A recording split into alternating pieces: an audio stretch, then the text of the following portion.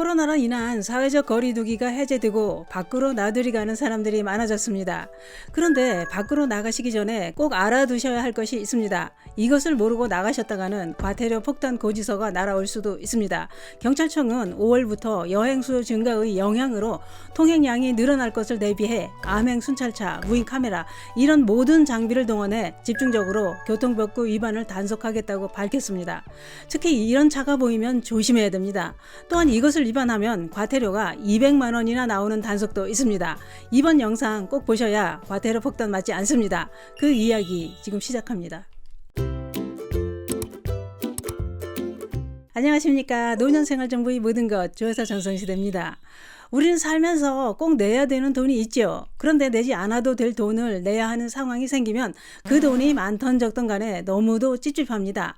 여러분들은 돈을 내면서 제일 아까운 돈이 어떤 돈이셨나요?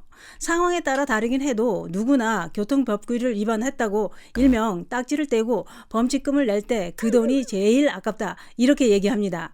아니, 돈이 아까운 건 둘째치고 짜증이 나고 많이 속상합니다. 왜냐? 내 부주의로 법규를 위반하게 되었고 안 내도 되는 돈을 내면서 내 자신을 탓하면서 화딱지가 나는 겁니다. 잘 지키며 산다고 노력을 해도 어느 순간 안 내도 될 돈이 나가는 경우도 많습니다. 요즘 전기차가 참 많아졌습니다. 그런데 문제는 전기차를 충전하는 곳이 많지 않다는 겁니다. 그래서 곤란한 상황들이 종종 일어나고 있다고 하는데요. 또는 전기차 충전 구역에서 과태료가 부과되는 경우도 있다고 합니다. 차를 충전하러 갔더니 다른 차를 주차해 놓아서 충전을 못하는 경우 사진을 찍어서 신고를 합니다. 그래서 과태료가 부과됩니다. 전기차 충전 방식은 급속 1시간과 완속 14시간 충전으로 나뉩니다만 충전 속도는 날씨, 배터리 잔량, 예열 상태 등에 따라 큰 편차를 보인다고 합니다. 또한 옆자리에 충전하는 차가 있느냐도 충전 속도에 영향을 준다고 하는데요. 그러다 보니 전기차 충전은 곧 주차라는 말이 나오게 되었는데요. 이렇게 전기차 충전 시설이 부족해서 난리인데 일반 차량이 주차 공간이 없다고 잠깐만 주차하자 이렇게 단순하게 생각하고 주차를 하면 어떻게 될까요? 그래서 정부는 전기차 충전 구역에 일반 차량이 주차하지 못하도록 올해 2022년 1월 28일부터 전기차 충전 구역 불법 주차 단속을 시행하고 있습니다. 그런데 시행일은 1월 28일부터지만 계도 기간은 7월 31일까지입니다. 그러나 계도 기간은 지역에 따라 다를 수 있습니다. 다시 말해 지역에 따라 이미 단속이 시작되었고 과태료가 부과되는 곳이 있다는 겁니다. 그러면 일반 차량이 전기차 충전 구역에 주차를 했을 때만 단속 대상이 되느냐? 그렇지 않습니다. 전기차도 충전이 끝났는데도 그대로 계속 주차해 놓으면 단속 대상이 됩니다. 그러니 주차할 곳이 없다고 충전 끝난 차를 그냥 주차해 두면 안 됩니다. 그러면 과태료는 얼마나 부과될까요? 전기차 충전 구역 및 전용 주차 구역에 일반 차량을 주차하면 10만 원 또는 전기차 충전 방해 행위로 충전 구역이나 진입로에 물건을 쌓아 놓거나 충전 시작 후 급속 1시간, 완속 14시간이 지난 후에 계속 주차 시 10만 원, 고의로 충전시설 및 구획선 문자 훼손 행위는 20만 원입니다. 그런데 누가 보는 사람도 없고 단속하는 사람도 없으니 괜찮겠지 이렇게 단순하게 생각하시면 안 됩니다. 왜냐? 이런 상황을 휴대폰으로 찍어서 신고하는 사람들이 있기 때문입니다. 또한 내가 사는 아파트에 있는 전기차 충전 구역에 주차할 곳이 없어서 일반 차를 주차하는 것은 어떨까요? 그럴 경우도 과태료 10만 원이 부과됩니다. 실제로 어떤 분은 본인이 사는 아파트 전기차 충전 구역에 과태료가 부과되는지 모르고 주차를 했다가 10만 원 과태료가 나와서 억울하다는 분도 계시더군요. 또는 일단 주차해 놓고 전화가 오면 빼주면 되지 이렇게 생각하고 주차를 해도 사진을 찍어서 신고하기 때문에 과태료가 부과됩니다. 이렇게 계도 기간이 있다고 해도 지역에 따라 이미 단속을 하고 과태료를 부과하는 곳이 있다고 하니 이 점 참고하시기 바랍니다. 그런데 그게 그렇습니다. 대부분의 운전자들은 카메라가 있거나 단속 구간에서 더 조심을 하고 단속 구간이 아니다. 그럴 경우엔 신경을 덜 쓰게 되는 게 사실입니다. 이때 단속에 걸리는 경우가 많지요. 왜 그럴까요? 몰래 숨어서 암행 순찰을 하고 있기 때문입니다. 특히 요즘 암행 단속을 더 조심해야 합니다. 왜냐? 요즘 암행 순찰차는 일반 승용차 내부에 카메라를 장착해서 교통법규를 위반하는 차량을 보는 즉시 바로바로 단속하고 있기 때문입니다. 요즘 암행순찰 차량은 가까이 오기 전까지 식별이 거의 불가능한 차로 단속을 합니다.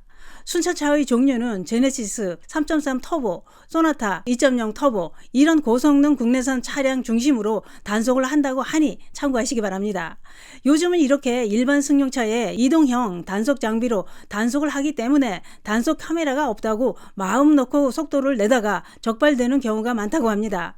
과속만 단속 대상인가요? 신호 위반과 지정차로 위반 등 다 집중 단속 대상입니다. 또 한 가지 운전자분들이 알아두셔야 할 정보가 있는데요. 올 하반기 7월부터 횡단보도 우회전 단속이 강화됩니다. 정확히 7월 12일부터 강화되는데 적발 시 과태료나 범칙금을 부과할 뿐만 아니라 2회 이상 적발 시 보험료도 할증된다고 하니 조심하시기 바랍니다. 또 있습니다. 5월부터 집중 단속하는 게 또 있는데요. 이것을 위반할 경우에는 과태료가 최대 200만 원이나 부과됩니다. 그것은 바로 이륜차 오토바이인데요. 오토바이 사망사고는 매년 5월에 가장 많이 발생하고 해마다 오토바이 사고로 400명 이상이 목숨을 잃고 있다는 겁니다. 요즘은 집에서 음식을 배달해 드시는 분들도 많습니다. 그러다 보니 배달 오토바이 사고율도 높아져서 집중 단속을 한다고 하는데요. 단속 대상은 보도 통행, 신호 위반, 안전장구 미착용, 중앙선 침범 이런 걸 집중적으로 단속합니다. 적발 시 보험 가입 여부, 불법 개조 등 교통안전과 관련한 여러 가지 사항을 종합적으로 점검하고 샅샅이 파헤쳐 위반하는 것을 찾아내겠다고 했습니다. 단속은 암행순찰차와 경찰 오토바이를 활용하고 교통법규 위반 행위 증거 수집은 캠코더를 이용해 교통법규 위반 운전자를 처벌하는 영상 단속도 병행한다고 했습니다. 또한 오토바이 하면 공포스러운 굉음을 울리면서 달리는 오토바이 한 번쯤 다들 보셨을 겁니다. 어떤 오토바이는 온 동네를 떠들썩하게 천둥치는 소리를 내며 달리는 오토바이도 있지요. 이 소음이 장난이 아닙니다. 그래서 참다 못해 환경부가 나서게 되었는데요. 30년 만에 오토바이 소음 기준을 전면 개편한다고 밝혔습니다. 오토바이를 타시는 분들은 소음 허용 기준이 크게 강화된다는 걸 꼭 기억하시기 바랍니다. 그동안은 105dB까지 허용했던 소음 기준을 최대 95dB를 넘지 못하도록 강화한다는 겁니다. 또한 경찰청은 소음 인증 시험 결과 값을 오토바이에 의무적으로 표시하게 해서 불법 개조를 막는다고까지 했습니다. 만약 이런 법규를 위반할 경우 최대 200만 원의 과태료를 부과하겠다라고 밝혔습니다. 이런 튜닝도 사진을 찍어 신고를 하는 사람들이 있기 때문에 과태료 폭탄 조심해야 됩니다. 요즘 날씨도 좋고 집에 있기에는 아까운 계절이지요. 다들 밖으로 나가 활동을 많이 하게 됩니다. 기분 좋은 나들이가 집중 단속에 걸려 기분 나쁜 과태료 딱지 날라오지 않도록 조심하시기 바랍니다. 교통법규를 잘 지키는 건 나와 내 가족을 지키는 길입니다. 교통법규 잘 지켜서 즐겁고 행복한 나들이 되시기 바랍니다. 감사합니다.